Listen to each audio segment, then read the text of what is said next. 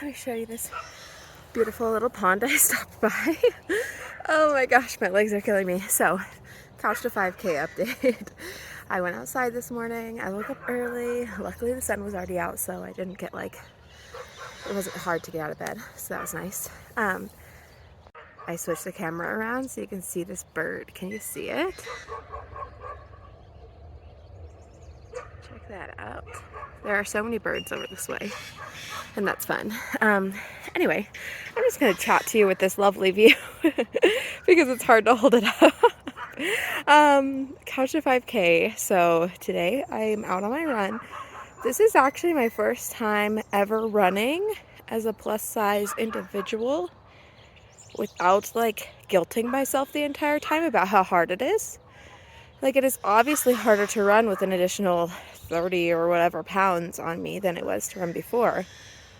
But that difficulty hasn't I haven't pushed that on myself as a mental burden of guilt, because I don't feel guilty. I feel proud of myself of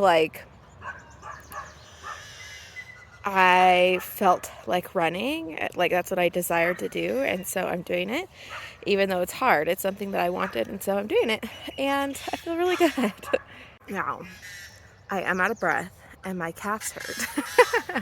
So it's definitely going to be an uphill battle for the first little while to get my body used to running again. All the workouts that I've done lately, it makes sense that my calves hurt because I have only done squats and push-ups and short little runs, not long spurts of running, and so it makes sense that my calves hurt, and it doesn't actually seem like they will be sore afterwards, just in the moment they're not used to it. So I think it'll just take a couple of runs for my legs to be oh yeah, this is how this goes. Anyway, feeling really good this morning.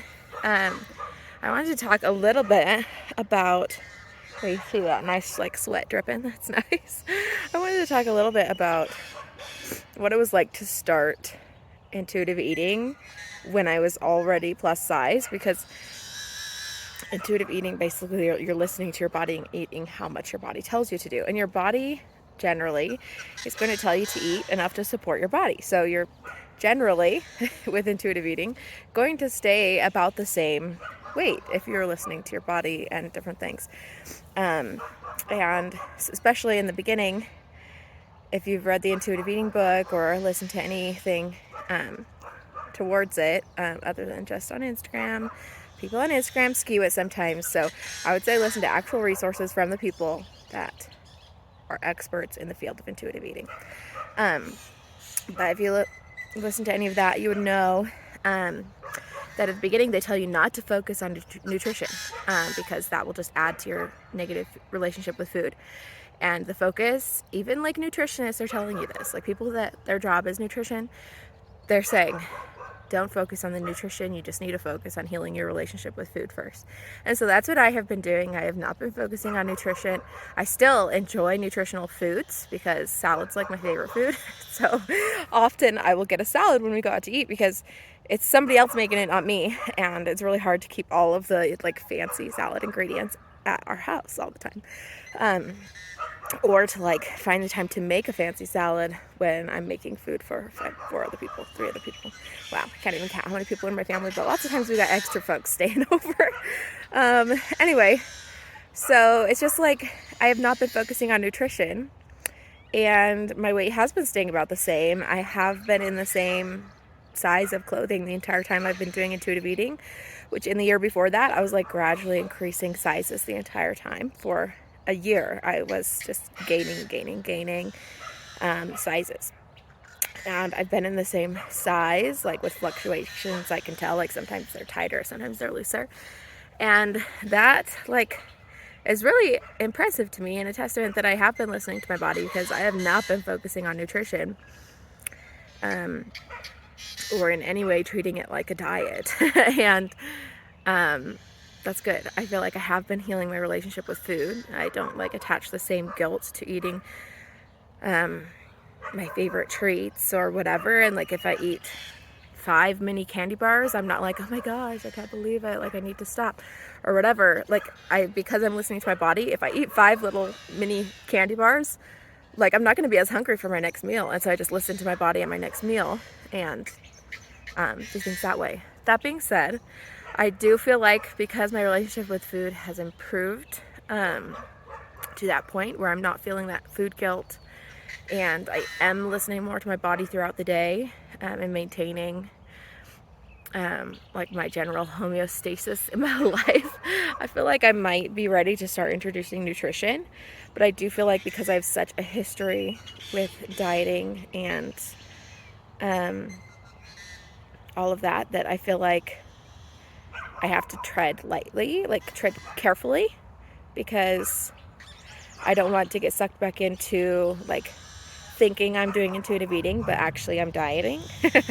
And that's the opposite of what I want. I don't want to start going back down that negative relationship with food again, while still also recognizing that obviously nutrition is important. And so that's something that I'm going to be working towards soon in the next little while, now that I kind of feel like my relationship with food has improved, that I'm going to be like working a little bit more on trying to get in the nutrition and still listen to my body. So that's kind of the balance that I am about to set out upon. And I thought I would update you guys on that. But circling back to the beginning when I said starting intuitive eating as plus size, like that is a stressful thing. And I know that's where a lot of people are at that I talk to. They're like, it all sounds great, but I'm going to lose the weight first and then work on eating intuitively, which is where I always was. I was like, I just need to lose the weight, and like I get that that could like harm my relationship with food or whatever, but I feel like I can try to do it in a good way, and then at the end I will try to heal my relationship with food. But just think of what you're doing to yourself when you do that. You're like furthering the problem each time you tell yourself to do that, because how often does someone start a diet and like actually get down to their goal weight and actually stay there long enough to stabilize and heal their relationship with food? Like, I don't know if I've ever heard of anyone doing that. I don't think so. Like, maybe people have, I don't know. Like, I just haven't ever heard of that. I feel like lots of times in order for people to take the jump that it takes to like just be so desperate to like, because you're so like your relationship with food is so negative that you like are like, okay, I'm gonna take this step, and like it doesn't matter where I'm at, I'm just gonna work on my relationship with food because that's the worst thing. I think lots of people see the weight as the worst thing than their relationship with food. And anyway, I had always thought that, and I was constantly dieting, and then I decided the reason that this is happening is because I've created such like a horrible environment for my psyche, and so I need to heal that before I can do anything. Before I have the brain capacity to like focus on other things in my life that like we're just receiving such a low amount of attention, you know.